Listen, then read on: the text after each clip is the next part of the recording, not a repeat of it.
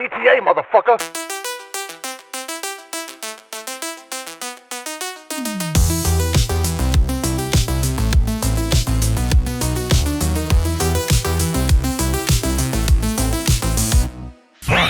Welcome in, ladies and gentlemen. I am Jason. And I'm Kyle. This is the Canon Brawl podcast, where every week we watch one movie from a particular fandom in its entirety chronologically, whilst critiquing, ranking, recasting, and breaking down how closely it follows the canon of our favorite nerddoms.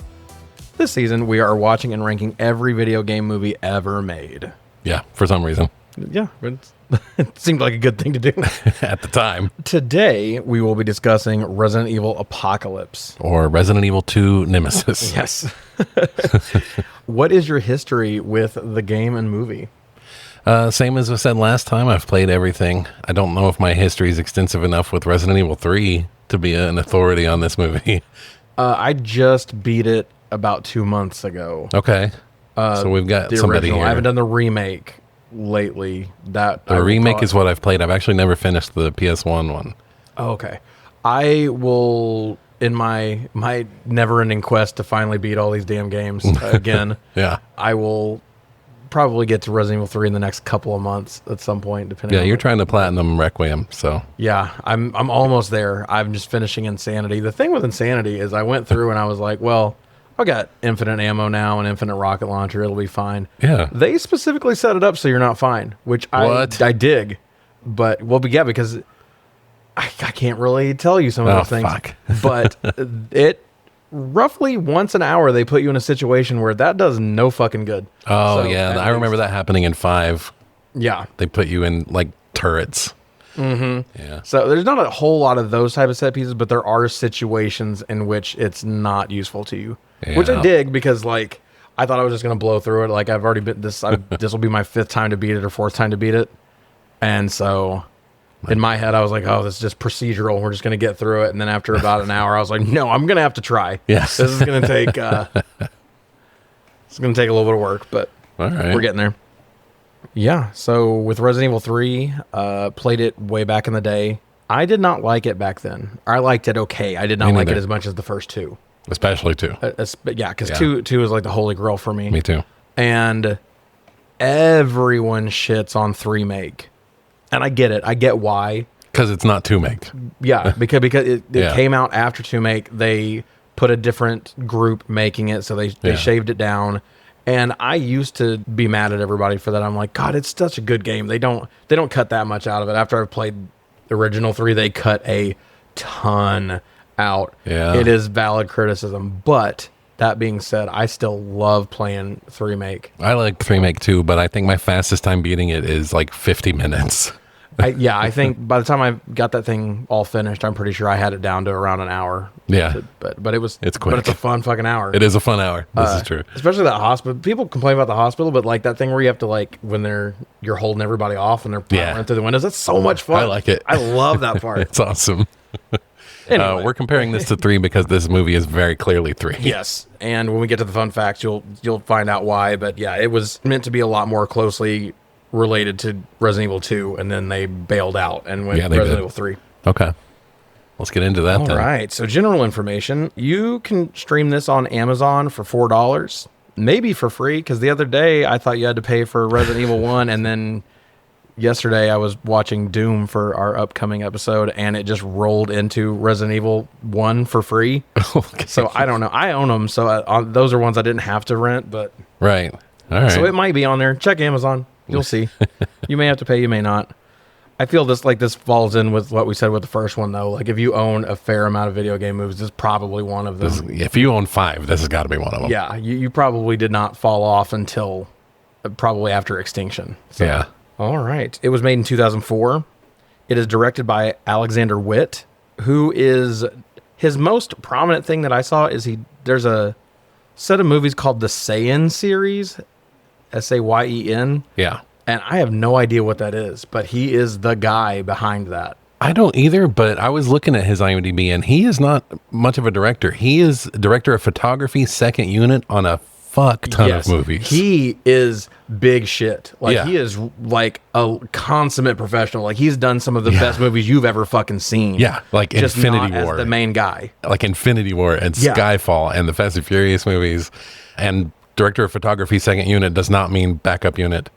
It means that they film like the stuff the main actors don't have to be involved in, like establishing shots and stunts and that type of shit. So like this guy knows how to make a goddamn movie. Yeah, Like X-Men First Class, even. Yeah, he's a legend. Mm-hmm. I thought this was directed by Paul W.S. Anderson before we got into this. Me too. I think we've been talking about it that way for the last few weeks. I'm sure there's some people who are like, y'all are fucking idiots, but maybe. But he wrote it. He did write this one. He did. He was involved. An executive producer, I believe, too. Yeah. So he wasn't giving up on the series, and grain of salt, I believe he directs all the rest of these from here on out. I don't think he's involved in Extinction, but I know the rest of them are directed by him. Okay. He didn't direct this because he was directing something else. Do you know Alien what that is? vs. Predator. Yeah. I didn't know that either. Yeah. Crazy.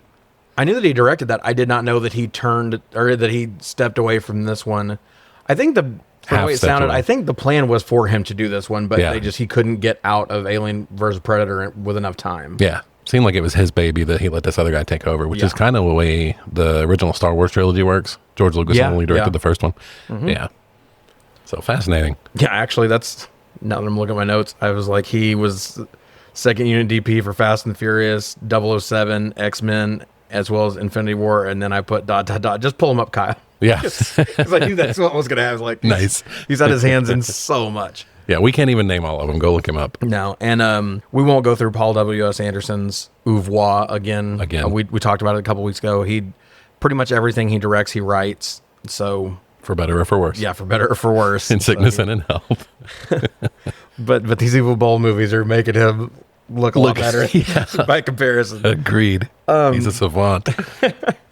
The budget for this was $45 million. It made $129 million. Very nice. So pretty damn successful. I remember it being a big deal. Yeah. They put a lot more into marketing on this one, it felt like, than the first one. Yeah, man, we watched that trailer that was supposed to be set up like it was how would you describe that? It was a pharmaceuticals commercial, but for like a de-aging thing. Yeah. And then they start to like fall apart, like it's, the T virus and everything. Yeah. So it's pretty cool. Yeah. Very trailblazing for the time. Yeah. It made 51 million domestic and it made 78 internationally. Oh, wow. Yep. Way bigger. So the interesting facts on this one, we've touched on a couple of these already, but I'm going to go ahead and go through them. This was supposed to be called Resident Evil Nemesis, but Star Trek Nemesis did so poorly that they pivoted. They're like, we don't want to be associated with that. Nice. Okay. Now I see why we're getting 3 here. Yep.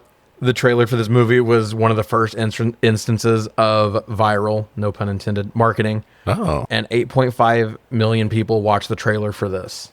And this is back when... Wow. Yeah, like... YouTube started in 2006. Yeah, and this So this came is out, 2004. Yeah. So this is pre-YouTube viral marketing. Like, this is wow. pretty cool. Alice's scene where she flips the gun down and then drops down and catches it and fires, and then she's running from the helicopter with all the glass getting shot out. That is a cut scene from Code Veronica. Oh. That's like the opening cuts. I think it's the opening cut scene, or it's like when you break between Claire to Chris. Yeah. Was it Claire? It was Claire. Nice. It's the stuff that Claire does, because Claire was supposed to be the lead of this movie. It was not supposed to be Alice. Oh, that would have been amazing. They had someone cast, and she had to drop out, and so they just bumped up Alice back into the role. I love Claire, and we would have gotten so many video game characters. Yes, we would have. That's awesome. Yep. And terrible. And terrible all at the same, which is a good metaphor for this franchise. True. It was Mila Jovovich's idea to have the heat wave in Raccoon City to explain why they're in little to no clothes. Okay. But they were filming in Toronto, I think, and it was cold as fuck. So they were like, what? There's a couple scenes, like on the bridge scene. If you look at whatever her name is, Sienna Guillory. Sienna Guillory's mouth, you can tell that she's like trying not to chatter her teeth. Oh my God. Yeah, it's pretty funny. Suffering for her art. Wow. The zombie that Yuri shot, this one's You're the only person in the world who's going to care about this fact, but I put it in here for you. Okay. When Carlos is like lifting Nikolai up off the ground and Yuri shoots the zombie between them. Yeah. That's Ben Moody from Evanescence. Oh, is it? Yeah, that's the zombie. Awesome. Hell yeah. I was like, oh shit, for real? The end of, what's that say? My end is... What's the My title End of Has that song? Come. Yeah, he says Or it The differently in End the Has song, so I never remember the title. Yeah. That's one of my favorite songs ever, even though I don't know the name. Oh man, that whole on your other podcast. Oh yeah, the Punisher soundtrack. Yeah, you guys just covered Punisher, and the Punisher soundtrack is, I think, my favorite movie soundtrack. It's either Resident Evil 1 or this. As far as movies that are yeah. metal for soundtracks, I agree. Yeah. Yeah, Not it's awesome. like scores and all Yeah. that kind of stuff. Like, you know, Yeah, it's great. for the divorced dad rock shit. Yeah, Yeah. hell yeah, those two can't be topped. Some people who were supposed to be put in these spots that weren't. Jill was supposed to be Natasha Henstridge, who was in the Species franchise. Oh, okay. But there was some reason, I can't remember what her deal was, but she couldn't be in it. Claire was supposed to be Jenna Phillips. That's the person who was cast and then had to dip out, and that's the sister from Jeepers Creepers. Oh. Mm-hmm. Yeah, she would have been good. Yeah, she would have been good. And they went to replace her with Emily Burgle, she's from Desperate Housewives, and she's also Frank Gallagher's, Shameless. Yeah, from Shameless. It's Frank Gallagher's other daughter that shows up, the crazy one that shows up partway through the series. Right. Now I know who you're talking about. She was the other one, which that does not feel like a good fit. No. But maybe, who knows? I've seen her in different things. She's got some range, but she doesn't have to look very much. But no. Production was almost shut down by a viral outbreak of SARS. Oh, Jesus. So that's wild. Originally, the scene on the bridge had the Umbrella mercenaries firing on the crowd almost immediately. There was no warning and countdown. They were just going to start capping people as soon as they rolled up. Yeah. And they decided that even for this, it was a little too dark. That's a bit much. Yeah. So they had the warning thing. Also gives Resident Evil another reason to have a countdown. They love a good countdown. They do. The newspaper clippings in Jill's apartment references the death of her partner, Leon Kennedy. Mm-hmm. Fuck off. That's so stupid. I have that in canon check. Yeah. Nothing is right about that sentence. So I will leave the rest of that to you for when it comes up later. Matthew Taylor he's the guy who played the Nemesis. He had to take breaks in the Nemesis costume every 15 minutes to keep from passing out. Oh my God. Because it's practical. It's all foam rubber. It looks awful. Yeah. Luckily, they were in Canada and it was cold as hell. That's probably the only thing that saved him. But they had to stop him and use lots of fans and ice packs and stuff to keep him from passing out. It looks more uncomfortable than the Boa Bobo suit from Double Dragon. Yes, by a lot. Yeah, with all the leather and it's got the foam rubber and then a thick coat of leather wrapped around it. Yeah, and his entire face is covered. Mm-hmm. That other guy could have mowed. Yeah, that looked miserable. I heard he was a law enforcement officer in Toronto, apparently. Oh, for real? Yeah. Before this, I've seen that he's done some other things after that. He's 6'7". But yeah, he's a big dude. He is a big boy. He's big, and they still had him on lifts and everything. Oh, but they still had to do some forced perspectives and things. They wanted to show just how imposing the Nemesis. I think they did a good job with that part. Agreed. I felt like that scale worked out really well. Agreed. The editing facility had a critical hard drive failure, and they thought that they lost days worth of shooting. And they didn't find it for 48 hours. Oh, my God. Could you, a little look behind the curtain here. The recording software that we use, if you go past a certain time period, it auto dumps it into a folder that up until a few weeks ago, Kyle could not just find on command. So the amount of times that we thought we've lost an episode. Yeah. And then we have to edit out us losing our absolute shit. Yeah.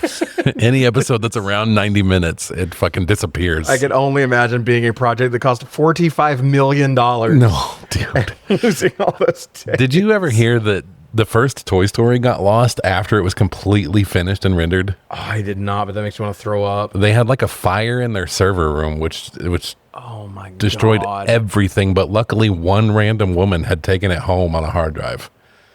who Disney immediately fired afterward. She got laid off recently, actually. Well, she had a good run then. Yeah, she had a good run. That's funny. Oded Fair was liked by the I think this was test audiences. I was a little unclear on that, but I think the test audiences took to him so well that his death was rewritten to have him come back at the end where he can come into the next movie. Oh, really? Yeah. Well, I liked him that much too. Me too. He is definitely a bright spot of this movie. Absolutely. And every movie he's in. And we said that with the Hive thing on Resident Evil 1, and there was they had 2 test audience notes that were really, really good because we commented on it last time. And then this it was something about the structure of the Hive. Yes. Yeah. And so here's the thing that puts my mindset right back where it used to be.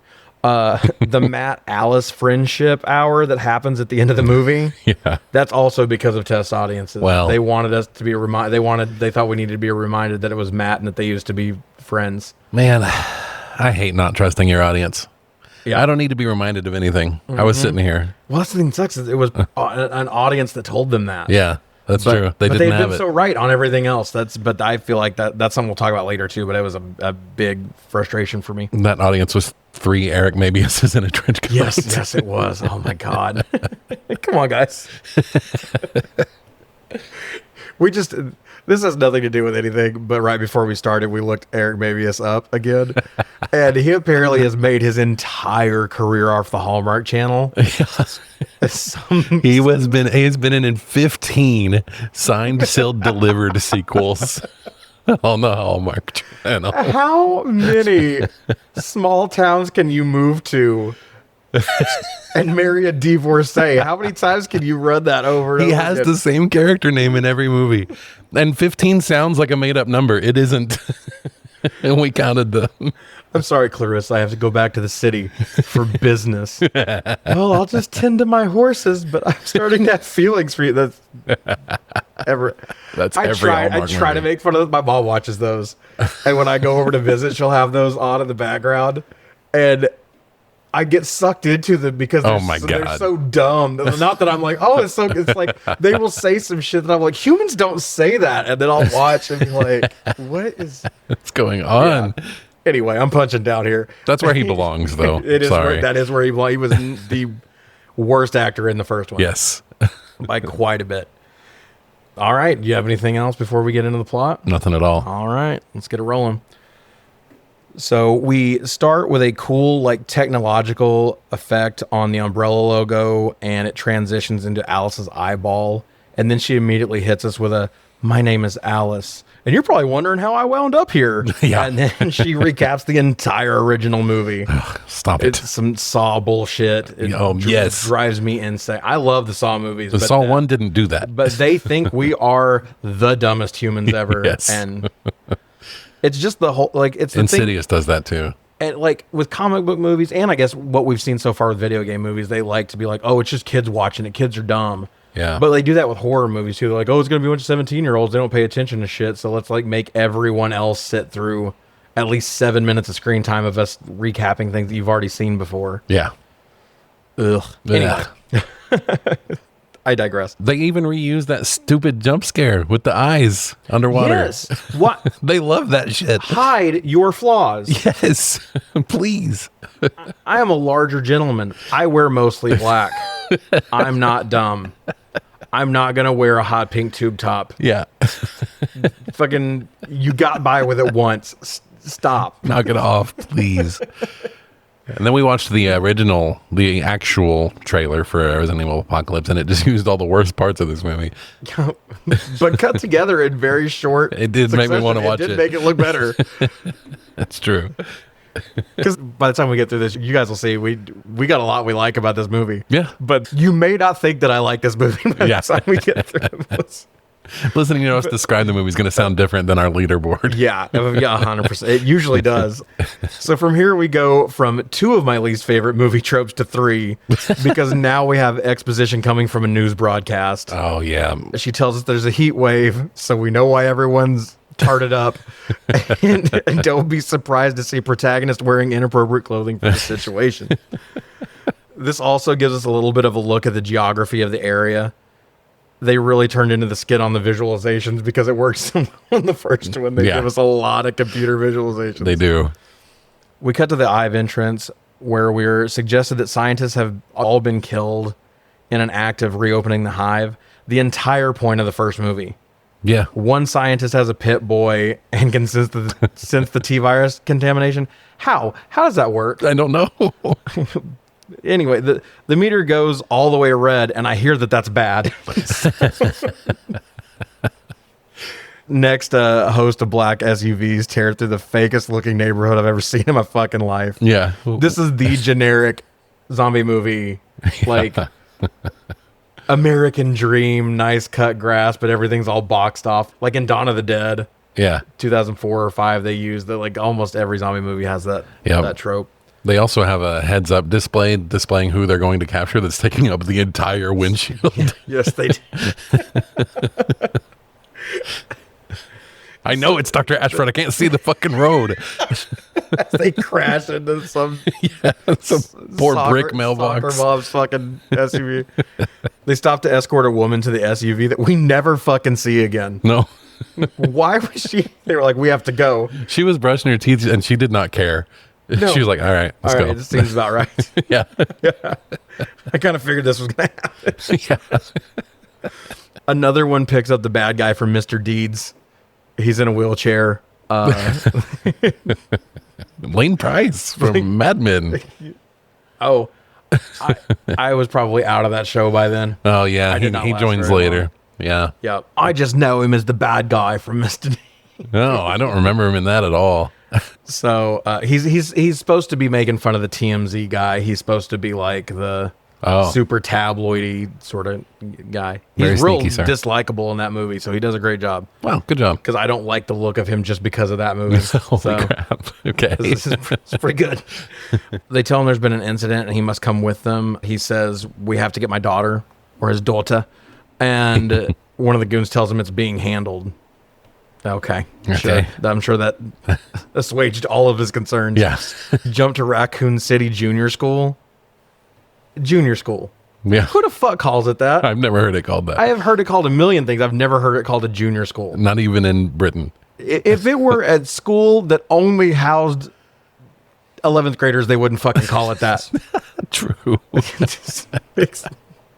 Anyway, they pick up Angela Ashford, who is, oh, by the way, that guy is, what's his name? Something Ashford. They call him Dr. Ashford. They never say his first name. Okay. So Dr. Ashford's daughter, Angela, who is the girl who played the Red Queen in the first movie. I thought it might have been. It was her. Yep. Okay. She's the one that they had based her off of, showing us that Daddy Ashcroft designed the Red Queen. So. Which takes away all of my concerns about why this was designed after a little girl.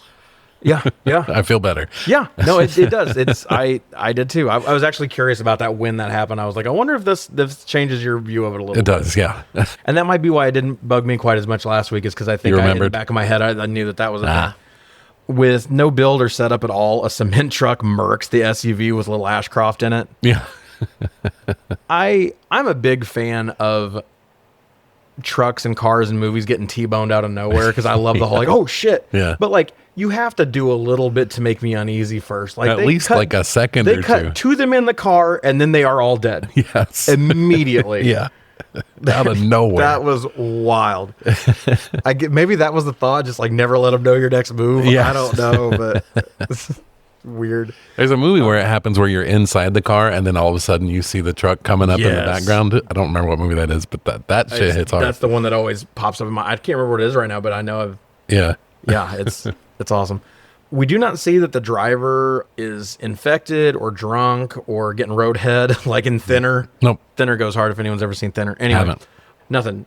Which, going back to Resident Evil 2, there's a very famous cutscene at the beginning where the truck driver is infected and starts going off the rails. Yeah. In my head, that's what they were doing there, but like, they should have shown that. That would have been way cooler, because it would have shown that the infection was out in the population. Yeah. And there's a reason for this cement truck to just blow straight through. Yeah.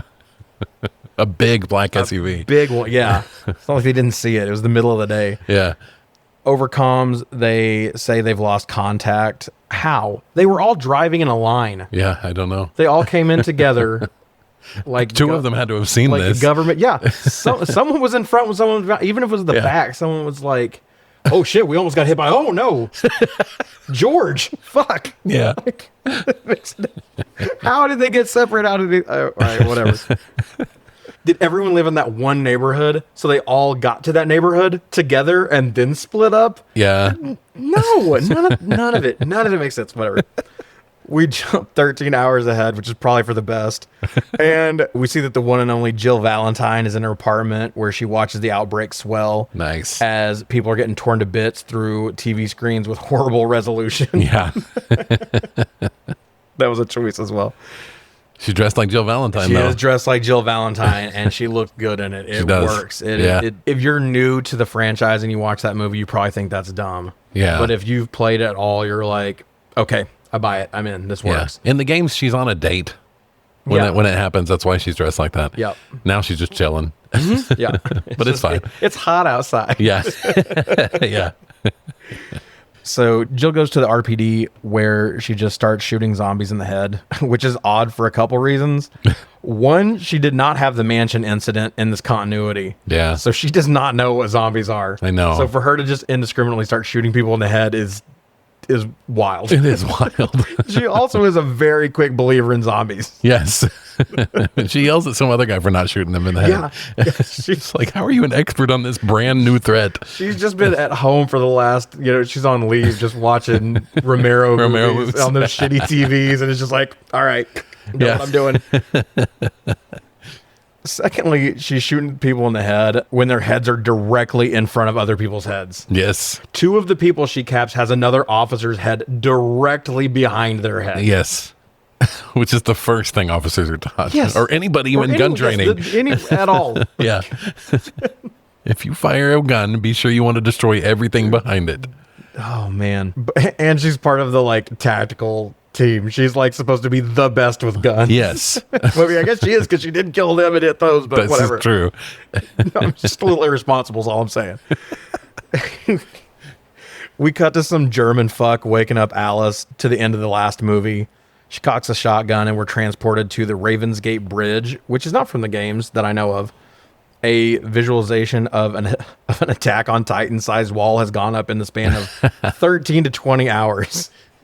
Yeah. When have you ever seen construction happen that fast? Yeah, never.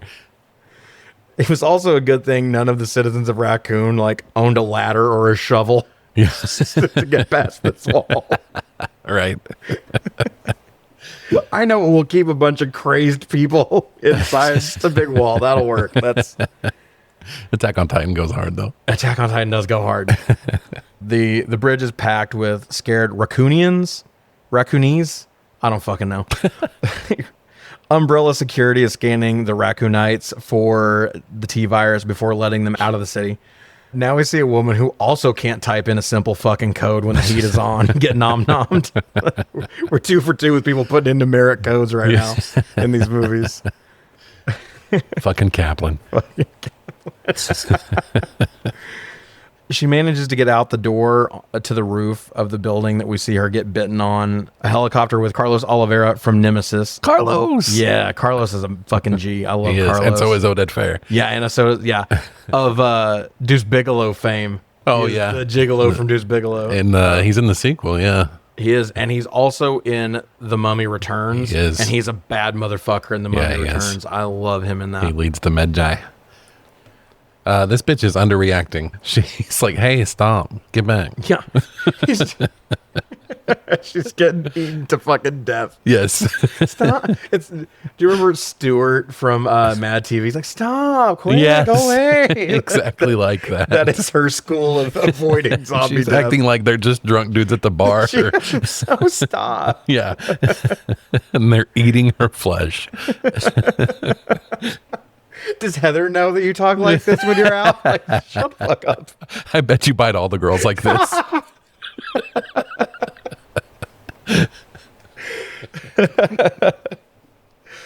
That's good. All right. So a helicopter with Carlos Oliveira from the game flies by to see a horde closing in on the numerically challenged Raccooner.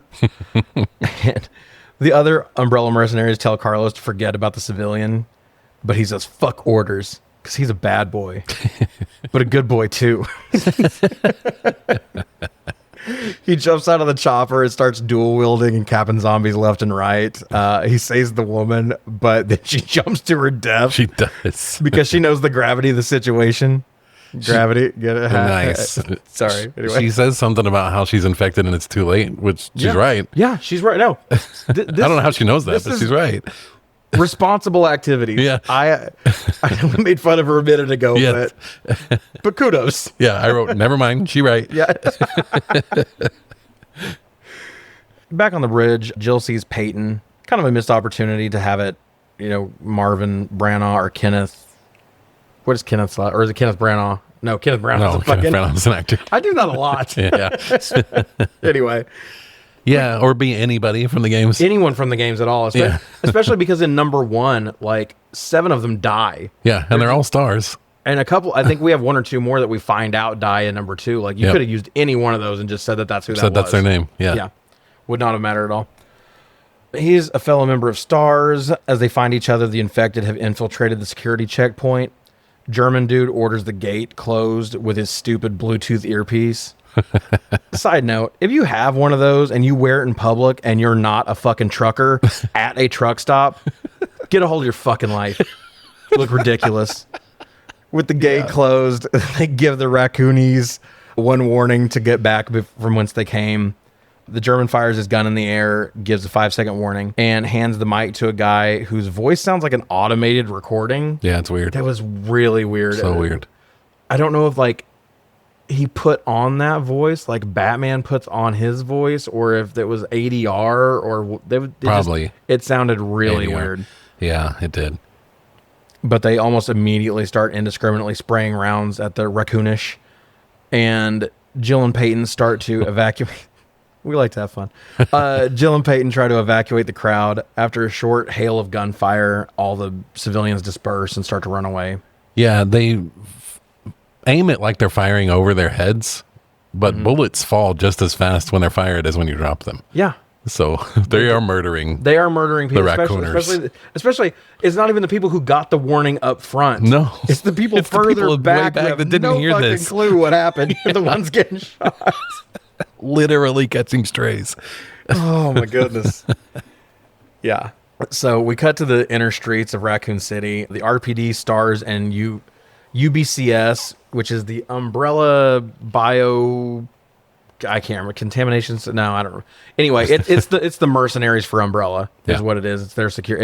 Think of like when a company hires like Blackwater or something to do their. It's like they have their own Blackwater. The Pinkertons. Yeah, the Pinkertons, that sort of thing. They're working together to put down a deluge of the dead. The German tells Ashcroft the extent of the infection and says that they must evacuate. He says, "I have to find my daughter. You do what you have to do." And then in the tiniest fucking glasses you've ever seen on his face, he goes back to what he's doing. He stole those off of Mr. Potato Head. Those are not fucking real. Yeah. The tiniest, it's American Girl dolls or something. I don't know. They are. The smallest glasses I've ever seen. There's no way you can see. Like there's like bifocals, trifocals. Those are like fucking 0.5 focals. Like it's so dumb. German says his daughter is probably lost and that Ashford vows to find her. He opens up a terminal and tries to log into the network. He is denied, so he searches hack search. Hack search. He types hack search. Arrow Ash Lev 6. And it works like a fucking sharp. You're the one that said you missed hacking in movies. This is your fault. Oh, God damn it. What's my own petard again? And he proceeds to pull up a DVD menu from 2001. So bad. Oh, for a group who like knocked it out of the park with their visualizations last movie, they're so goofy in this one. It's going There's a poorly. couple that are cool, but there's a lot of weird stuff. Yeah. He hacks into the Raccoon City CCTV system, and he thinks, you know who I should tap for this whole daughter rescue? This naked bitch with a shotgun. So Alice walks up. She walks into Fremlin's surplus gun store. Why not Kendo's? Dude. Did you have that too? Yes. That annoys the shit out of me. There's one gun store in Resident Evil. There's one gun store. Until the bomb, then there's none gun stores. Right. But there's one gun store. Yes. Fucking use it. Because you don't even have to have Robert Kendall. You don't have to do his whole shtick. Nope. She just went in after hours and stole some guns and had a mental breakdown. Like, you didn't need it. All right. And it's fewer letters to pay for the sign. It is. There's no logical sense. It's like they just didn't want people from the games in it. Yeah. She finds like a glut of ammo and clothes from the Jeff Hardy collection. Nice. Side note, the zombie apocalypse has begun, and Alice is the first person to think to ransack this fucking gun store. Yes. It's pristine. It's pristine. It's locked. All the glass is intact. Yes. Every shred of gun ammo and rave clothing is all just still hanging available. out. All still available. Yeah. She could have just brought a truck and filled it up. Yep. Okay. The Raccoonies need to learn how to loot better. This is stupid. Anyway, she has an arm spasm revealing that Dr. Birkin put something in her. This revelation is accompanied by a flashback. And it just... What does it show? I don't even remember. I wrote that it was a flashback. I can't remember if this is where we see the thing in her arm right then. Yeah. I think it's a cut back to Matt's little tendrils and stuff and her thinking like, oh shit, I hope this doesn't happen to me. But I can't quite remember what it is. I don't remember. Hopefully you guys watch this and you know what it is. There's things that I think I can just skip by and then I'm like, all right, maybe I shouldn't have. Ashford also uses a personnel locator to find 3 people that aren't Umbrella personnel. Yeah. It's 2 S.T.A.R.S people and the fucking weather girl. Yeah. And he just finds them on the personnel folder. Like, what is that? I don't know. Potential employees? I don't know. Jill, Peyton, and Weather Girl enter a church. The dude from Rent, not really, but he looks like the dude from Rent. I don't know who this guy is. I don't either. He pops out with a gun. Don't get attached. Yeah, don't get attached. He pops out with a gun and threatens them, and he's visibly terrified, which, fair. Peyton asks nicely, and the gun guy immediately puts his gun down. Kindness counts, Kyle. Yeah, true. The Weather Girl is recording footage to use to win an Emmy. She gets a shot of Jill lighting a cigarette and a match in the coolest fucking way possible. Yeah. Jill's not a smoker to the best of my knowledge. No. But she does it a lot in this. She does. but it's got some cool match scenes, I guess. Alice is smoking a lot in this, too. Yeah. I don't know what that's about. I don't either. Especially for this time period. Yeah. This is when it was when all the truth.org stuff was coming. Like, it was really starting to fall out of fashion. Yeah. I say like it's a bad thing. It's a great thing. I'm not a smoker. I hate that. My whole most of my family smoked growing up, so it was... Oh, mine too. They hear a noise, and Jill goes to check it out. She finds a woman in a chair. She calls out to her, and a priest stops her and says her sister is sick. Then we see her snarl and that she's infected. Jill draws her sidearm when she notices that the priest has been feeding people to his sister. He says to just leave them alone. And Jill says this is the 3rd most disgusting thing the Catholic Church has ever done.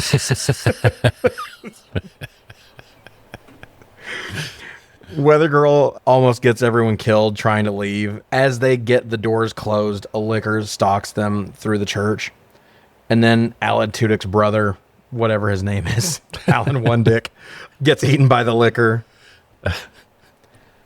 Jill walks down the hallway, the same one that she does in the games. Yeah. The same way, or the same, like, her posture, the way that she walks down. With the gun down. Yeah. She I saw a thing, I didn't put it in the facts, but she didn't have time to play the games, I guess is what she said, but she had somebody play the game while she was preparing and stuff. She watched people play the games. Nice. And so she really wanted to get the way that the gun was held and all that stuff down and the way she walked. She did that part of it. All the problems with her character are the writing, not her. Agreed. I think she did a good job. I do too. I really enjoyed her. And it was really hard to look up footage of the games being played back then. Yeah, so it was. Good on her. For the way it sounded, I think she actually like had someone play it in front of her while she was like stunt training or something. Yeah, doing whatever else. Interesting. Love that. But yeah, that part was dope. Jill's now being stalked through the pews of the cathedral. Peyton grabs her to tell her that there are 3 of them. As a liquor closes in, Alice jumps her motorcycle through the stained glass window, which looked dope as fuck, except there had to have been a 20-foot ramp outside. And this is my game over moment. Yeah, it's so fucking stupid. Mine comes later. I don't remember what it is, but it should have been this. I probably just forgot about it. It's the audience's too. Yeah. I'll choose for them. It's so dumb. So fucking dumb. Like I said, I'll give it. It looks cool coming through the glass, but like any thought of logistics at all. Yeah. It only looks cool because glass shattering looks cool and motorcycles are cool. Yeah. It's fucking stupid. She speeds the bike at the liquor and then backflips off of it and shoots the gas tank. Oh my god, damn it. I forgot that shit happened. Yeah. Killing one of the BOWs. Which are bioorganic weapons, if you had forgotten. Yeah. She drops a huge cross on 2 liquors and shotguns a lunging liquor in the face. Let's try saying that 10 times fast. Finally, she goes back and shotguns number 2's head in half, which that was pretty dope. That's cool. Jill asks Alice, "Who the fuck are you?"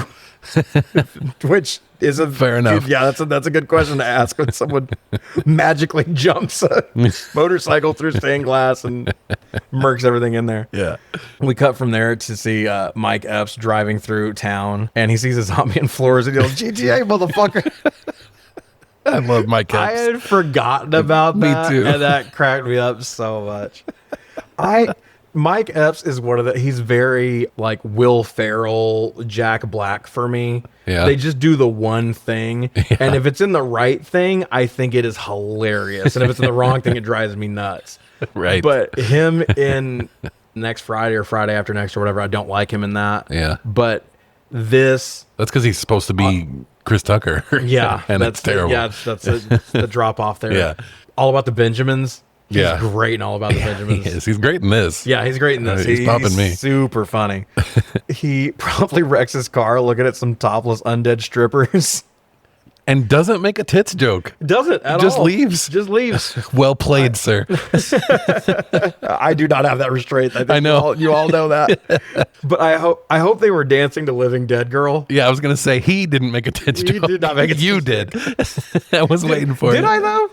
Technically, I talked about what they're dancing to. Yeah. It's a stripper joke. He had no comment. Okay. All right. Well. But you're right. That is the correct song. LJ looks over at him, but then he just opts to run away. Back in the thick of the battle on the streets of Raccoon City, Carlos looks over and sees Yuri get bitten. He whips a knife into the zombie's head, but it's already too late. The RPD and the stars are overrun by zombies. We see a shot of the zombie in the riot helmet visor, and that's from RE3. That's from one of the cutscenes at the beginning, which is super dope. Dope. Carlos, Yuri, and the other guy, Nikolai. It took me forever to remember his name. Resident Evil loves to use Russian names. They do. But they're always like the generic ones. The generic ones, and usually bit characters and multiple at once. Yes. Kills me. That's true. So if I ever can't remember who the third Russian is in this, guys, or the second Russian, whatever, the third USB-C guy, I'm talking about Nikolai. Yeah. In a cemetery. I thought we were going to get Gravedigger here, not the monster truck. But, the big worm. Oh, okay. Yeah, not for Friday, but the big worm from the game that comes up when you're in the cemetery and you have to fight. Yeah. It gets cut out in the remake, but it's in the original. Yeah. They realize Peyton is bitten, and Jill stops Alice from killing him and promises to handle it. As if we don't know how that's going to go. Yeah. And always goes. Right. A bunch of zombies pop out of the ground.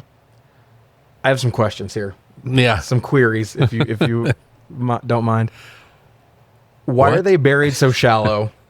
Right. Because they're just doing setups out of the dirt. They are. Like The Undertaker. How are they infected? I don't know. This is not The Walking Dead. It's not everyone is already infected. No. How did 50 zombies sneak up on you? Right. I get one. I get going through the streets. You are in essentially an open field with knee-high things in your way. Yeah. there shouldn't be able to be 50 of them. No, your peripheral vision should have clocked this. And there's 3 of you. Yes. Someone should have caught it. She's got a goddamn like night vision camera. Someone should have caught it. Yeah. And then lastly, how did the worm head zombie, the one that's laying there up against the headstone with the worms all in his head, how was he alive enough to get out of the grave, but too dead to fight? Yeah, I don't know. What the fuck is that? It seems like powering yourself out of a grave would take a lot more effort. Yeah. They should all just be sitting there like, whew. Yeah. Taking minutes.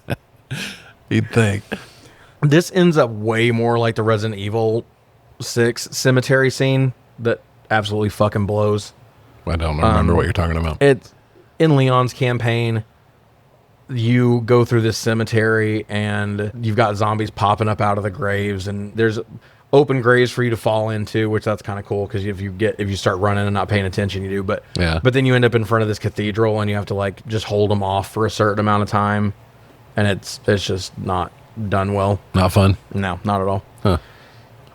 Resident Evil 6, man, that's hard. In a tent somewhere, the German activates the Nemesis. Let's fucking go. Carlos, Yuri, and Nikolai travel to the hospital for the weapons drop that they think is intended for them. Carlos does go into the cemetery from RE3 in the original, right? I know they've really. The original, I don't know. I think they really expand it in 3 make, but I'm pretty sure he does go into the hospital. All I remember with him is the hospital stuff. There's just a lot of locales in 3. There's a lot of places you go, so it's hard to remember, even though I played it pretty recently, but yeah, pretty sure he did. When they get there, the weapons cases are empty. Yuri attacks and bites Carlos.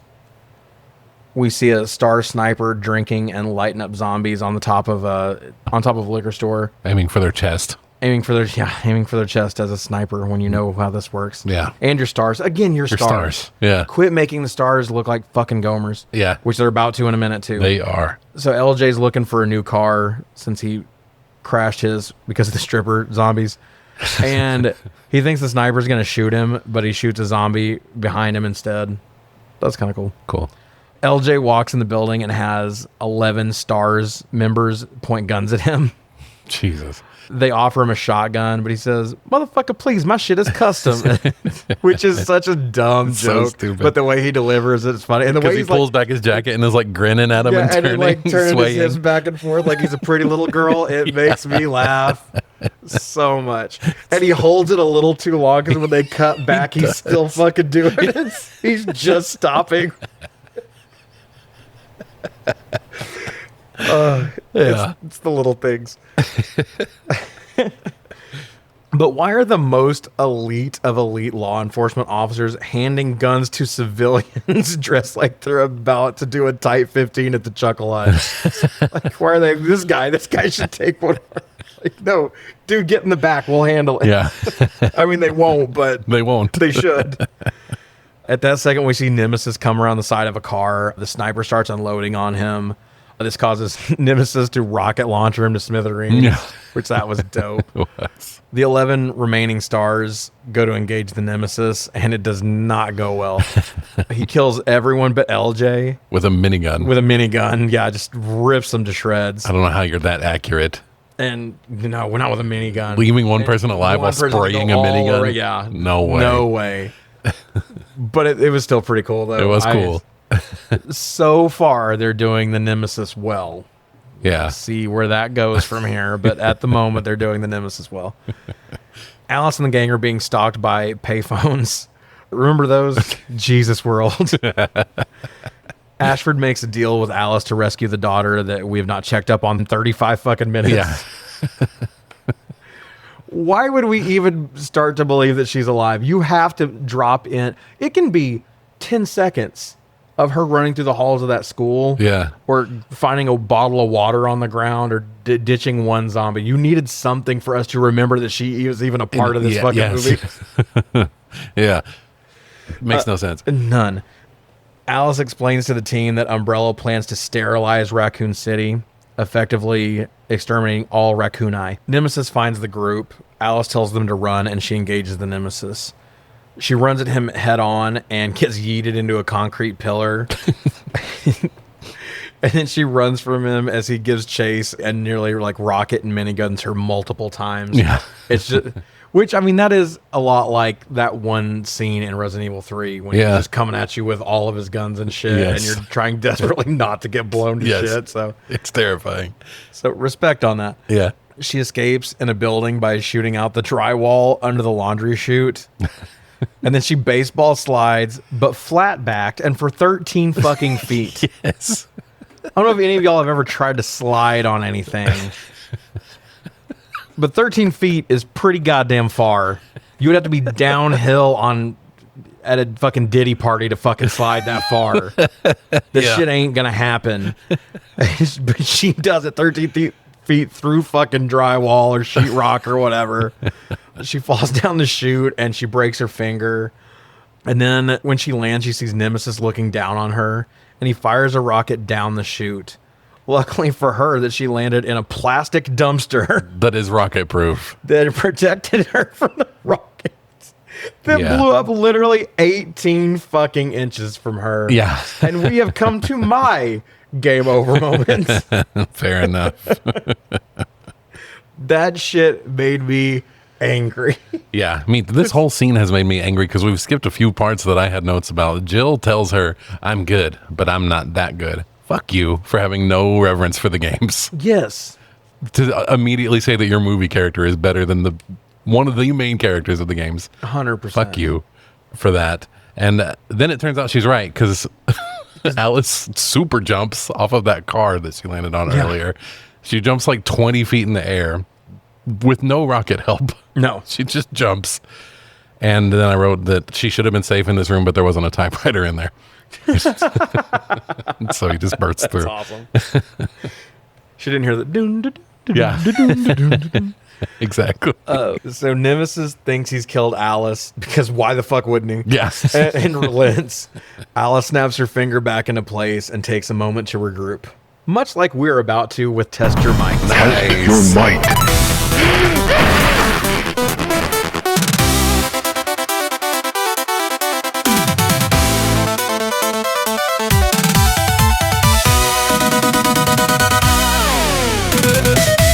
Test Your Might is a trivia segment we run every week where we ask each other trivia questions in ascending difficulty. I ask him questions about movies that pertain to this in some form or another.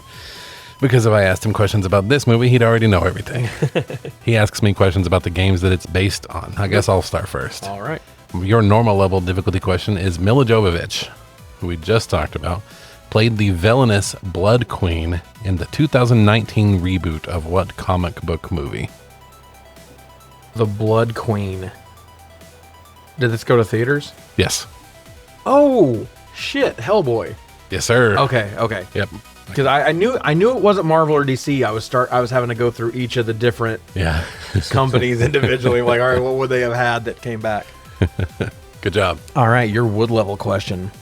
In the Resident Evil series, the Nemesis is a mutated offshoot of what type of BOW? I would say like a tyrant. It is a tyrant. Okay. Yep.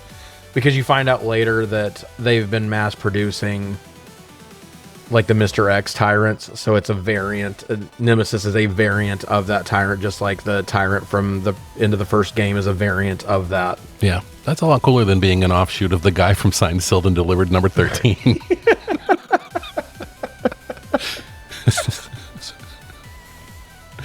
All right, your veteran level question. Jared Harris, who plays Dr. Ashford in this, is actually the son of a 2-time Oscar nominee, famous for his role in Harry Potter films. What is the actor's name or the character? Oh, shit. I just learned this yesterday. I don't think I'm going to be able to pull the dad's name. So I'm going to just guess a character, someone who would be old enough to be his dad. I'm going to go Dumbledore. You're going to be right. Yes. All right. He's the son of Richard Harris, the first Dumbledore. Okay, the first one. All right. Fascinating. That is crazy. All right, your steel level question. While Resident Evil 2 receives most of the shine for its storytelling and introduction of Leon Kennedy and Claire Redfield, Resident Evil 3 Nemesis added many more innovative game mechanics and features that would be used as staples of the franchise moving forward. Name 2. And I've got like 6 here. Oh my God. And I didn't play 3. I thought this was fascinating because some of these things I thought were added into mixing items together. Crafting ammo. Yeah. Right. That's one of them. Okay. Crafting ammo. Yep, there's one. Fuck, man. I didn't play 3. I don't know. I don't know. Okay. I had to give. Dodge. Oh, really? Quick turn, maybe? Dip, duck. No. Quick turn. Yep. Nice. Mm-hmm. Okay. Destructible environment items. Oh. Crafting ammo. Stalker enemy.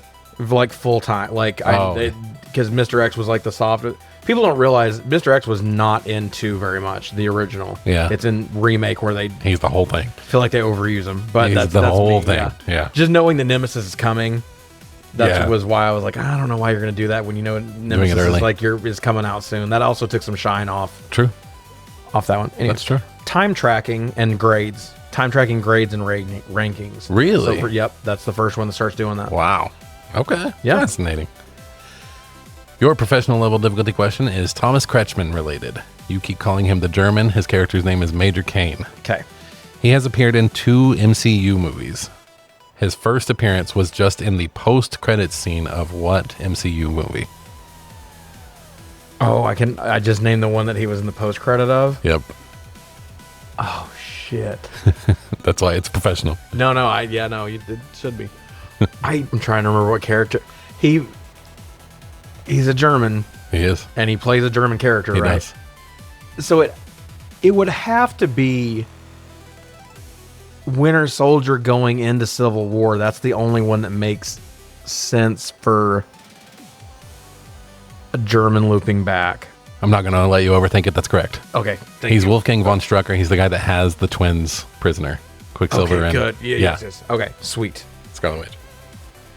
Your diamond level question. Sweep, by the way. Oh, God, that's the first Sweep time City. in a bit. Yeah. I haven't done that in a while.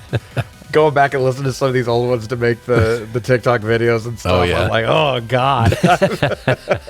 I've been on a slump. The Resident Evil franchise is known for its haunting score and intense boss fight and self-destruct sequence music. What did the developers do for the Nemesis encounters that make him unique to the franchise? Wow. Resident Evil has some great music, especially in the save rooms. I feel like it's adding like an instrument, like maybe a drum or a guitar or something. Is it not? Nope. One more crack at it. Create it digitally, like with synthesizers? Oh, that's a good idea, but nope. They cut the sound completely out when he's coming. Oh, really? So you can hear him do the S.T.A.R.S. Oh, shit. And you can hear his footsteps and glass break and doors smash open from far away. So when he's Nice. near, the music drops out. That's cool. Up the dread. See, I need to play 3. Yeah, I more put that one in there just because it's super It's cool. interesting. Yeah. It's just a really cool idea. That's the only feedback I've And ever I know gotten you on the mark show. out for shit like that. Yeah. That's the only feedback I've ever gotten on the show is that people love the trivia when it's stuff that they didn't know about the movies. Hell yeah. Or the games. That's awesome. I have a sound bar, which I think you have the same sound bar I do. Yep. When he's walking, his footsteps in this movie. Mm-hmm. It's awesome. Great. Yeah. It's heavy. Yeah. Love it. The first watch I did with it, I had to keep it low because the baby was sleeping. Oh, no. It was fine. And then the second time I watched it, I had it cranked up and it sounded cool. The sound design in this is really good. It is. Yeah, agreed. Especially surrounding Nemesis. A lot of really talented people working on this movie. It just, the sum of all parts did not quite come out the way you would want. Yep. All right. Anything before I head back into the plot? Let's do it. All right. Back to Weather Girl consoling. What's her name? Terry. Terry. Okay. Terry Sheridan. Oh, God. Terry Morales, according to IMDb. That's cooler. Yeah, it is cooler. It's a good change. So back to Weather Girl consoling Jill on the loss of Peyton. Wait, what the fuck? When did he die? Yeah. Google, what happened to Peyton? Do you really not know? Oh, Nemesis and Jill killed him. Oh, okay. Weird. No, I missed it completely. I missed both. He had died twice, and I had missed it somehow. I guess I was typing the thing before, or what? I don't know what I had. He gets gunned down by the minigun, and then he comes back, which I don't know if that's a thing. Yeah. He comes back as a zombie, and I have a note where she's like, Peyton, stop, we're just friends. 'Cause he tries to make out with her.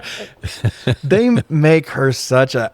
We didn't get to talk about it a whole... You mentioned it, but we're about to get into her just being a fucking idiot. Yeah. For the majority of the movie remaining. Yeah. So just Nemesis has killed him so far. Right. Okay, Jill just killed him again. I'm all caught up. Okay. Carlos explains to Nikolai, and this is in my notes where I found out what his name was, so I'm all caught up now. Yeah. Everything that I was confused on is all good now. Past me is caught up to now me.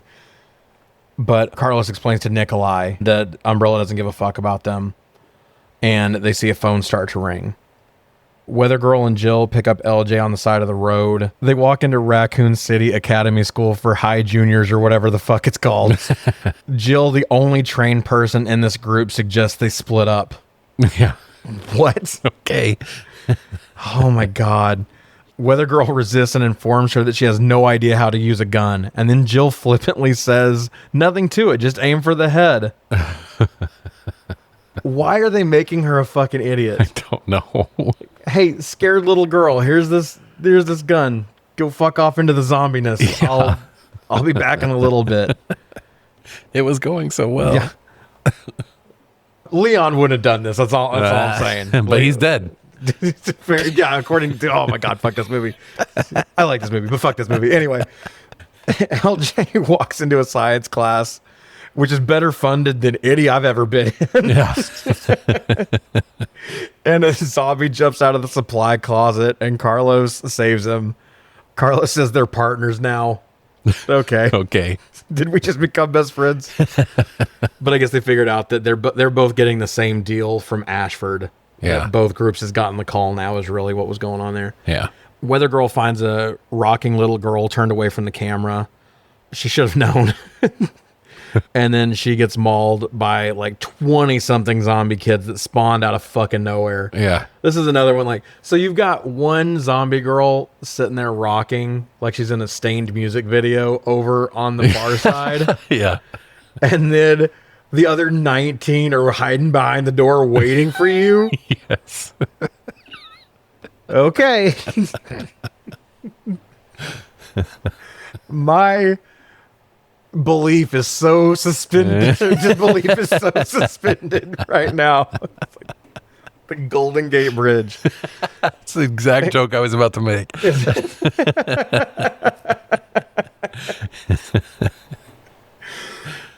Jill finds Angela. They have Angie. I like the way that it's like delivered with Jill has never heard of the nickname Angie before in her life. Yeah. She's like, what's your name? Angela or whatever. And she's like, Angie. I like that. Yeah. She could, most people just be like, oh, Angie, that's a pretty name. Yeah. But she has this wistful delivery that's Yeah. so weird. So weird. John. That's wonderful. Okay, weirdo.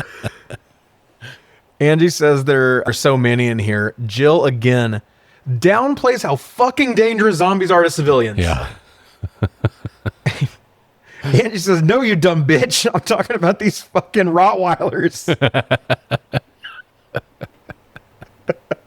Jill has the look I have on my face when I come across these damn things in the game.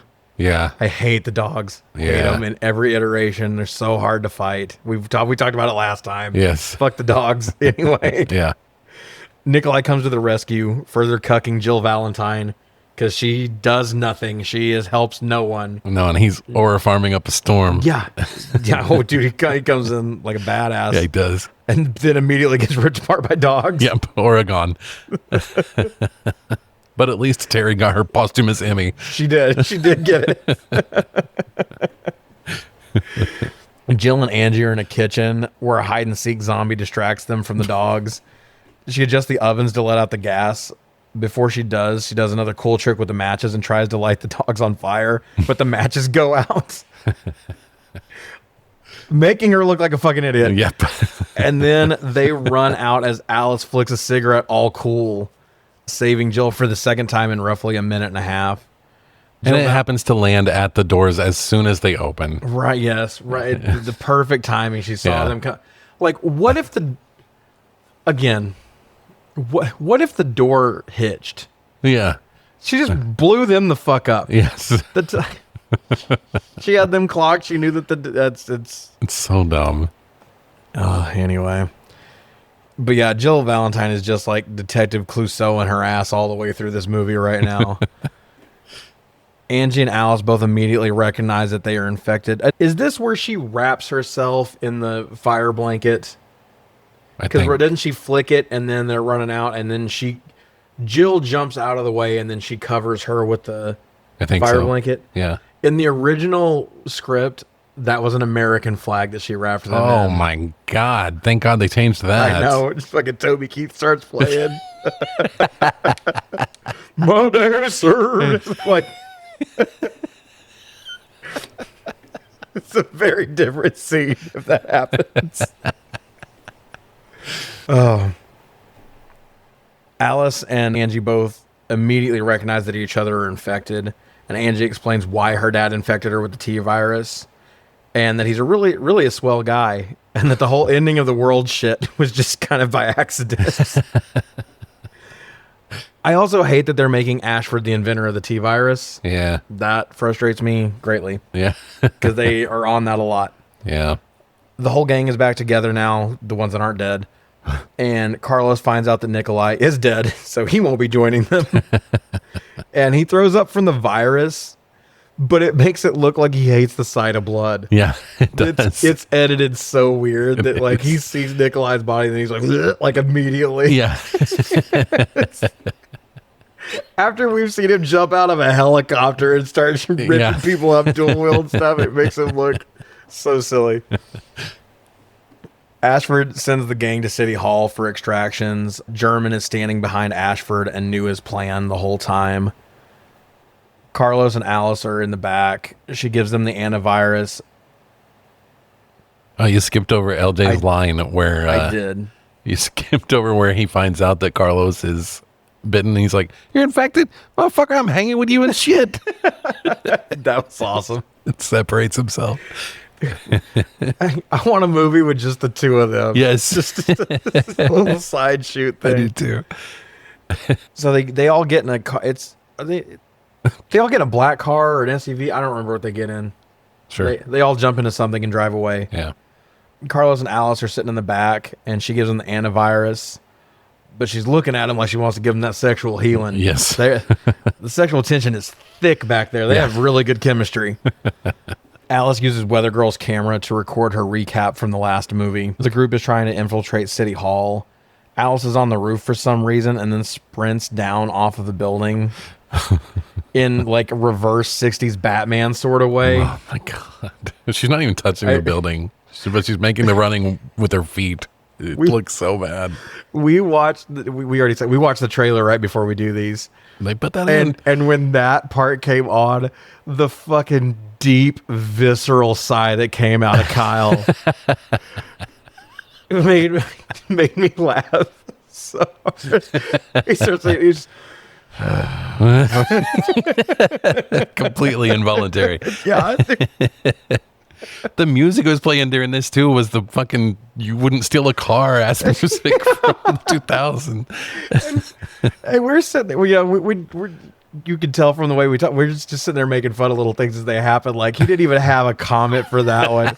He's just in the middle of being jovial and shitting on this trailer, and then just silence, just utter disappointment. Like my fourth game over moment. Little fact about that is Mila Jovovich wanted to do the whole thing herself, but they wouldn't let her. So the stunt lady did the whole building, but they let her do the last 250 feet so they could get close-ups and stuff. Wow. And I saw in one of the fact videos, like they had a little snippet of her. You could tell, you couldn't hear exactly what she said, but it sounded like she was like arguing with the directors like she wanted to do more, which 250 feet would still kill you. Yeah, it's still you're still a badass. Yeah, you still are. If it were shot right, you're still a badass running down a building with two guns. I guess it's not even her fault. Just move the rope a little closer to the building so her feet can touch the building, and then it's cool. Yeah, I'm curious. Indeed. I did. It's stupid looking, but when she does the jump off and hits the mercenaries, that was thought that was kind of cool. I'm not saying it saved it, but it was better. Carlos knifes one last henchman in the face that Alice misses, and she makes the kersploosh face. She is very into it. Yeah. Again, these two. She's literally biting her lip. Oh, yeah, she is. As they go to board the chopper, Alice starts tweaking out. Like, she starts holding her head and having some sort of issues. German appears out of nowhere to book a main event match between Lilu and Thicky Boy Cenobite. Nice. So they get down in front of this building, and what is the best possible thing to do with a stalking monster that's supposed to be brutal in tight, dark spaces and can't move well in this huge rubber suit? Let's put him out in the fucking open under floodlights to do martial arts. This scene should go really well. Yeah. So the German orders Nemesis to put his guns down. He then tells Alice to fight him. She refuses. He threatens her friends, and then she says she doesn't care. German calls her bluff by shooting Ashford in the tummy. Jesus. And then he falls to the ground and says, I can't feel my legs. Joking. He just says gurgle, gurgle. At first, it's cool. Nemesis walks up like a badass, and they quick cut the hell out of this thing to hide the movement limitations.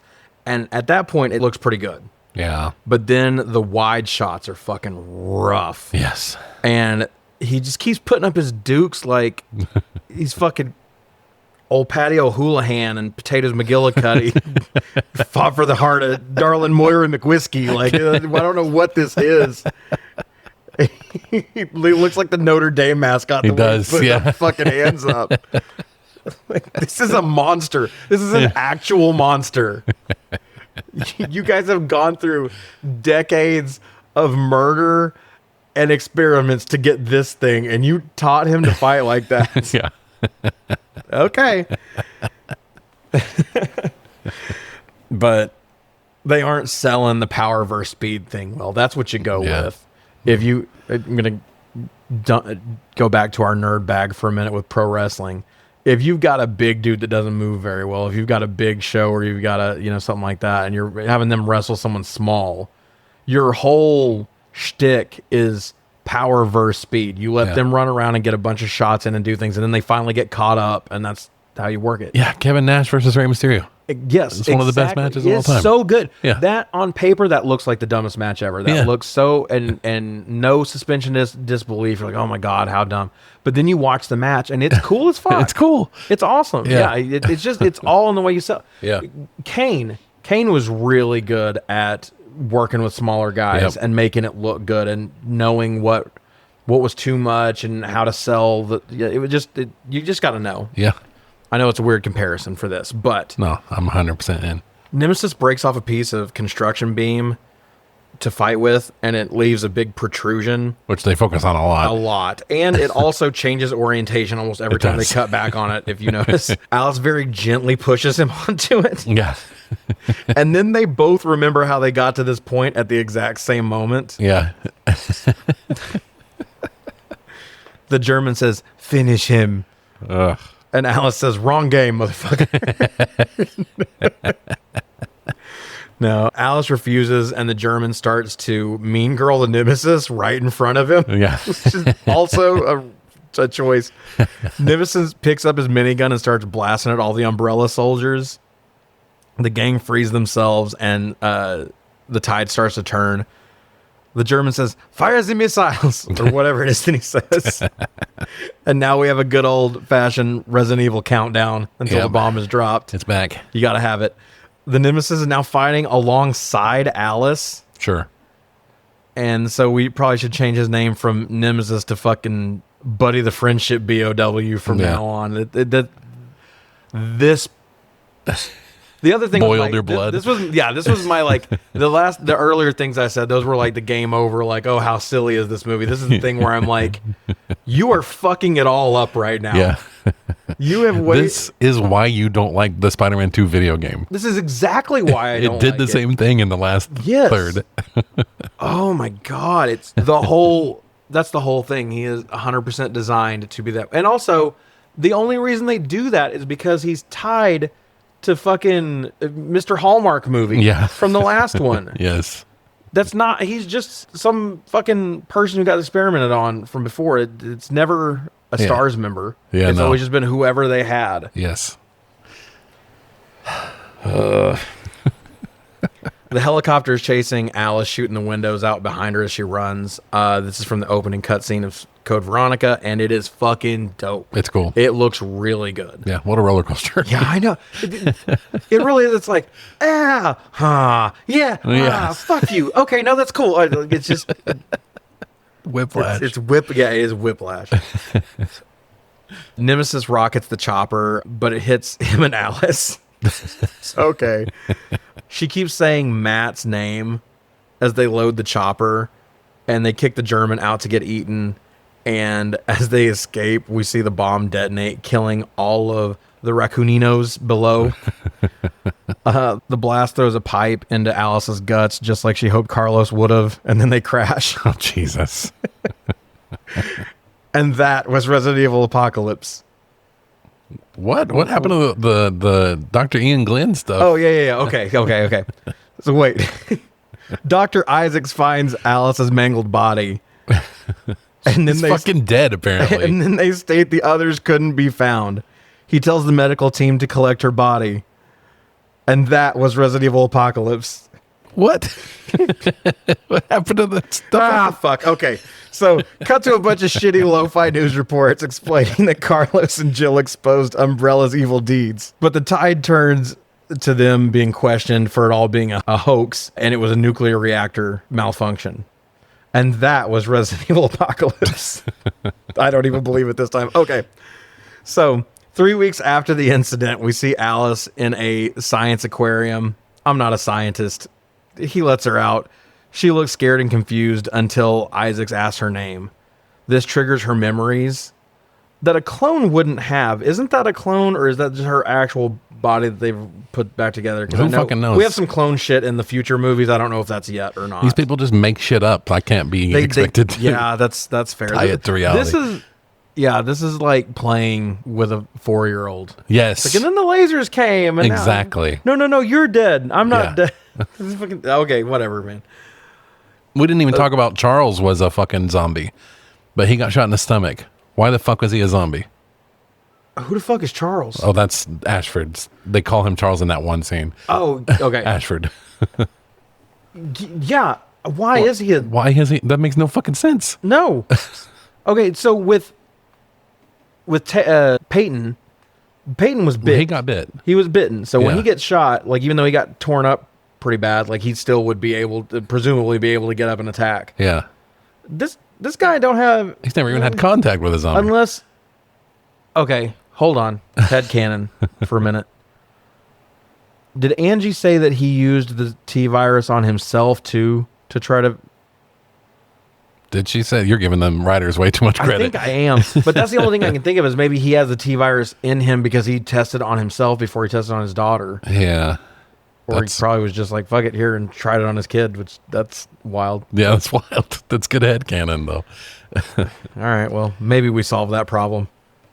Yeah, this is where she says, my name is Alice, and I remember everything. Yeah. From the Extinction trailer. That's dope. And then she goes to stab the dude in the eye. I yelled, don't do it.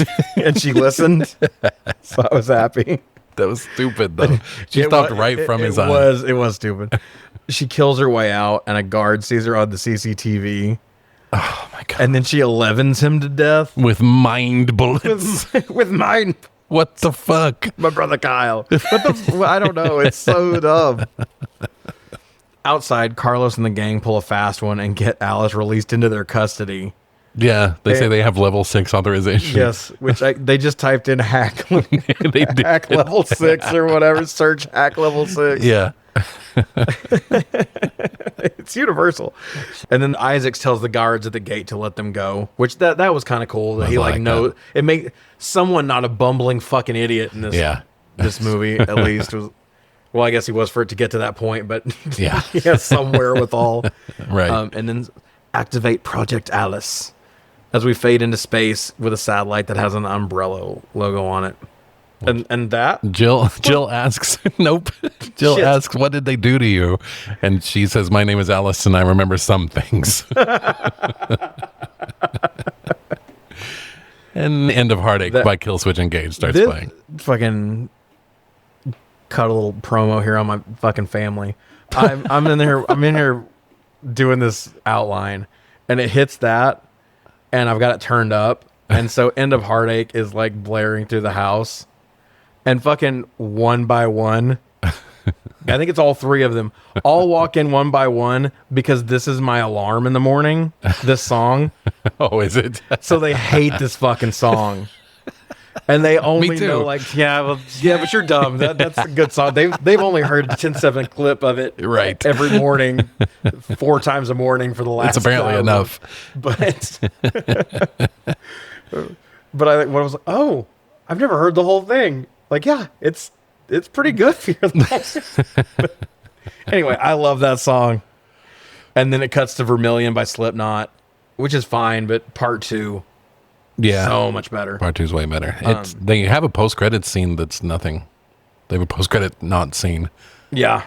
Mm-hmm. I didn't even write it down. I don't even know what happens. I literally wrote post-credit and didn't say what it was. Because it wasn't anything. And then said, and that emphatically was Resident Evil Apocalypse. There it is. And now we're fucking done with this thing. Let's get a canon check. Okay. This was based on 1, 2, 3, Code Veronica, Resident Evil Remake, and 0. That's what was out at the time. Mm-hmm. Clearly it was based on 3. Yeah. It adds video game characters. It does. That's fun. There is that. Jill, Carlos, Nikolai, Yuri, the Ashfords, Nemesis. So it's already got to be better than... Yeah. Which I think I gave a generous D-. I think that's what it was last time, was a D-. Yeah, this is pretty much, it's kind of the plot of Resident Evil 3. Mostly. Yeah. I mean, it cuts out some big... The glaring omission is the Ashford situation, which I guess is what carries the plot through. It's the main through line, the reason why they're doing the thing. But yeah, they fucked up Nemesis' entire backstory. Mm-hmm. So I don't know why we had to tie it to that guy. And we have Super Alice. And Super Alice. Which is fun. That we're going to have to work around for the rest of this series. Now, I want to give it an F because Leon Kennedy is dead. That's so fucking dumb. And was Jill Valentine's partner. Yeah. Which is, what do you have on? Do you have anything else on that? No. Little dynamic? Okay. They are the only two. I was going to say, I don't think they've ever met. They have never met. Leon has met everyone else of the main people that you play with. Does this include those animated movies? With the exception of, yes, that includes the animated movies. Oh my God. Up until, maybe not the newest one, because I haven't seen the newest one, but I'm pretty sure I looked it up and they have not met in any iteration of anything. Yeah. They've, all the rest of them have, between, even Rebecca has met them all. Yeah. But not these two. But they were partners in this. They were partners. Andy's dead. Andy's dead. And the most popular character of the whole franchise. Yeah. But I'm going to ignore that and give it a C- because there's so many video game characters and it's kind of the plot of 3. Yeah. I am right there with you. Okay. C- it is. All right. Respawn recast. Got a lot of new characters in this one. I assume for the most part we're keeping... Yeah, I kept all my people. Just a refresher. Oh. My director was Zack Snyder. Mine was Alex Garland. I'm keeping him. Yep, me too. And I still have Samara Weaving as Alice. And I still have Halsey. Okay.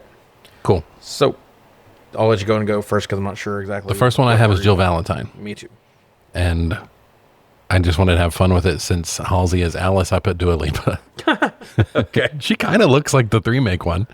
Kind of. Yeah, a little bit. I can see that. I went with Alicia Vikander. Oh, from Tomb Raider. From Tomb Raider, yeah. Nice. I love her. I think that she'd be really good at that. Yeah, Ex Machina is amazing. And she knows how to do the action stuff, so it would go right along with it. Yeah. Okay. For Carlos Oliveira, I cast Wagner Mora, who is in Alex Garland's Civil War. Oh, That guy. yes, he's in. He's from Narcos, right? Is he the guy that played Pablo Escobar? He might be. That sounds right.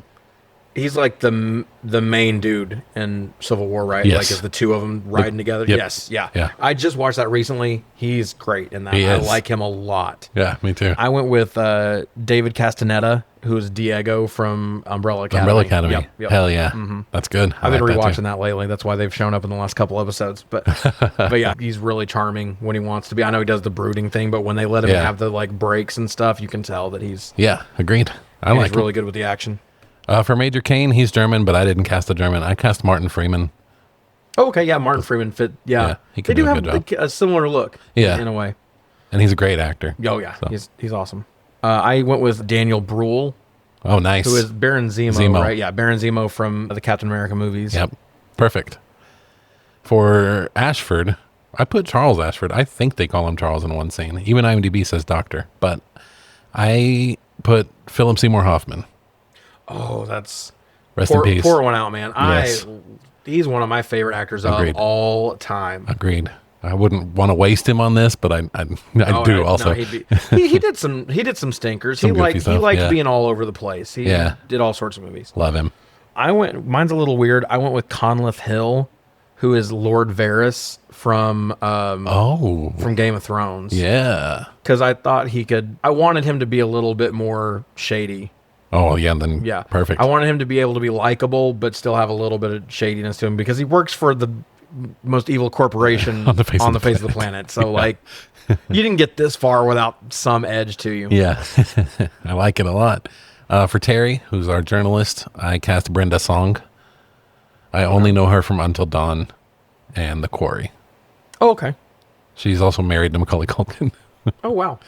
I don't know what else she's in, but I love her. For Terry, I have Weather Girl written here. Oh, Weather Girl works. I'm an idiot. I have Irene Cho. I don't really know her for much, but she's in The Pit. I keep hearing about that. I don't know what it is. It is an ER and Noah Wiley's the main guy. Oh, wow. But they call it the ED because they don't want to get sued, I guess. But it's an HBO series or Max, whatever you want to call it, and it's just supposed to be a really stripped down look at what hard days in an ER look like. And I don't like medical shit, with the exception of Scrubs. I fucking love Scrubs. Do you not like House? Oh, but that's a very different style. It is. Because it's not the day-to-day workings of the hospital, really. It's more of the disease and they get into each patient's like personal lives a lot more. So I don't really it should be. True. I should consider it, but no, I do love House. Okay. And I love Scrubs. But me and Kelly have been watching that religiously. It's really, really good. Nice. It's one that I know you don't do TV often, but it's pretty easy watch. But it's good. You should watch it. But yeah, she joined this season and she's kind of a smaller part, but I like her like rude vibe, and the original character was supposed to be more of like a rude girl. Oh, okay. Cool. It was supposed to be a lot more satisfying when she got ripped apart by little kids. Oh, well, it wasn't. No, it wasn't, because they made her into a nice person that got handed a gun and forced to go die by Jill Valentine, our hero. Yeah. Fuck. Anyway. I have Peyton next, and I cast Trevante Rhodes, who I only know from Moonlight. He's an adult version of the main character. I don't like Moonlight, but that's because that movie's about nothing. But the acting is top notch. Sweet. So I'm probably overplaying my hand there, but oh yeah. For Peyton, this is the weird one that does not fit in with the rest of my thing, but I went with Xavier Woods. Oh, as a wrestler. Sure, I was throwing a wrestler usually, but he's funny. He's funny and he's likable. Yeah. And he's the one who doesn't get the shine wrestling wise, even though he's a good wrestler. Great wrestler. But he's the best promo guy in New Day by far. He's got the best range, the best acting, stuff like that. Yeah. And also he's a video game nut. He is a video game podcast. He loves all that stuff. So I think it'd be cool to wedge him into something like that. Nice. Love it. I have LJ next, and that's where I chose my funny guy for Donald Glover. Donald Glover would be awesome. I thought about him too. Childish Gambino. I've got some plans for him later on, I think. So that's why I waited on him. Nice. I went with Hannibal Buress. Perfect. I thought Hannibal Buress's like dry delivery would be really fun for some of that stuff. Hell yeah. And then I cast Dr. Isaacs, who was played by Ian Glenn in this. I picked Frank Langella just because I really like his stately kind of, the way he holds himself. Nice. He is Dracula in 1979. He's Nixon in Frost Nixon. Yep. No, he's awesome. For Dr. Isaacs, I have Jason Isaacs, who was supposed to play what this character ended up becoming. They had him as Birkin. He was right? Birkin, yeah. Yeah. But then they switched to Dr. Isaacs. So whether they kept him as Isaacs or switched to Birkin like it should have been, I like his vibe. It made me very upset that he didn't show. I like Ian Glenn. I like him a lot. And he worked well in these movies. Yeah. But I'm always upset if I lose Jason Isaacs because he's just such a piece of shit. God, you cannot stand him in anything he's in. And Lucius Malfoy, by the way. Lucius Malfoy. He's so easy to hate in the Pirates of the Caribbean movies. Yeah. The White Lotus. He's in a season. Oh, yeah. And he's fucking terrible there too. Yeah. He's just so good at it. I love him. Good at being a prick. Yep. Did you cast Nemesis? I did. Kane. Ah, nice. I cast the Demogorgon. Demogorgon. Just whoever played him? Okay. No, just the Demogorgon itself. Just the actual from Stranger Things. Because we didn't have a Stranger Things actor yet. Oh, God damn it. You son of a bitch. I didn't even realize I was getting shit on. I actually didn't cast him. I just made that up. God. All right. Well, carry on. I hope you're happy now. Was that everybody? That's everybody I have. Okay. Oh, I have one more. Or actually, I have the Germans too, but I'm not going to mess with that. Know any of their names? Yeah, that's fine. For Angie, I have Florence Hunt. And I only have her because she is the youngest person in Bridgerton. And that's who you cast as the Red Queen. On the Resident Evil episode, I said, I don't know, some fucking kid from Bridgerton. So she's the youngest. I think she's like 19, but she is the youngest person in that fucking show. So nice. That's where we're going. Okay. All right. My recap on our game over moment. Mine was the laundry chute rocket. Yeah, and mine was the motorcycle stained glass jump. Guilty pleasure. Oh, I didn't write one down. I'd go Oded Fair. Okay. That's great. That is a good one. I actually think Sienna Guillory is very good, too. I put her. I put Jill for being so cool and confident and hot whilst also being a complete idiot. Yes. Because I'm always like, oh, she's such a badass. And she does something stupid. I'm like, what? Why? Yeah. So, like, it's bittersweet. Yeah. Because I'm so happy to have her there. But then, yeah. If she'd have had it, if it was well written, yeah, she'd be iconic. Everyone would love her. That would be, true. She'd be just as good in the movies as not. But, yep. Yeah. All right. It's time for the leaderboard. Let's get into our final thoughts here. What do you think about this movie? It's worse than the last one. It is worse. I don't think it's terrible, but it is annoying to watch. I don't think it's terrible. I think it's really bad. Yes. I think it has enough charming, redeeming things in it. That's I the enjoyed thing. it, and I like it, and I've got a special place for it. Yeah. I ain't gonna try to pretend it's a good movie. Yeah, me neither. That is the thing. It's a bad movie that has charm, which those are the best kind of bad movies. And it felt like they tried more to make the games work. I like that, but I also feel like they also made some weird shoot yourself in the foot decisions that counteracted a lot of that. Yeah. Some of the delivery is really bad, too. Yeah. Not as bad as House of the Dead. So, oh, wow. So what does our list look like? So far, we have number 1, Resident Evil. Number 2, Mortal Kombat. Number 3, Wing Commander. Number 4, Lara Croft Tomb Raider. Number 5, Street Fighter 94. Number 6, Final Fantasy Spirits Within. Number 7 is Lara Croft Tomb Raider Cradle of Life. 8, Super Mario Brothers. 9, Double Dragon. 10, Mortal Kombat Annihilation. And 11, House of the Dead. Well, it's not that bad. It's not that bad. From looking at that list, I'm thinking between Spirits Within and Cradle of Life. Okay, that is one slot lower than I have it. You have it above Spirits Within? I have it above Spirits. I have it between Street Fighter and Final Fantasy. Yeah. You don't have to convince me. I'll accept that. Okay, 100%. that works. Yeah, Perfect. it's great. Yep, and just because it's more, again, the thing that always hurts Final Fantasy in these is that just these movies are more fun. Yes. It does an okay job with what it did, but it's not something I ever think back on, and I'm like, oh, that was really cool from that one thing. Like, yeah, but I'm gonna remember GTA, motherfucker. I'm gonna remember when you first see the Nemesis and hear the first time he says stars. Like, I'm gonna remember that shit. So I feel like that bumps it. 100%. I still think Street Fighter is more fun. There's a lot of criteria for these lists, and I think that Final Fantasy is a better story and maybe a better movie, but this one's way more fun. Yeah. So I don't mind that at all. Yep. And I think they both almost accomplished what they set out to be. Yeah. I think they are on completely opposite sides of the spectrum, but they have a lot of similarities in where they fall short. Yeah. They could have tied themselves to the game a little bit more and a little bit more accurately to get people in. Yeah. Final Fantasy should have moved a little quicker. Yeah. 100%. And Resident Evil probably should have moved a little slower. Yeah. Agreed. All right. Well. All right. Next week, we are going to tackle Alone in the Dark. Ooh. Which almost, as always, you can find on Tubi. Of course. Tubi's helping us out here a lot. Yeah. Saving me a lot of money. Yeah. And as always, you can watch clips and engage with us on socials at Canon Brawl Pod on TikTok, Canon Brawl on Instagram, CanonBrawlPod.com will take you directly to our Spotify page. And if you are enjoying this podcast, we invite you to rate, review, like, follow, share, all that good stuff. It helps us out a ton.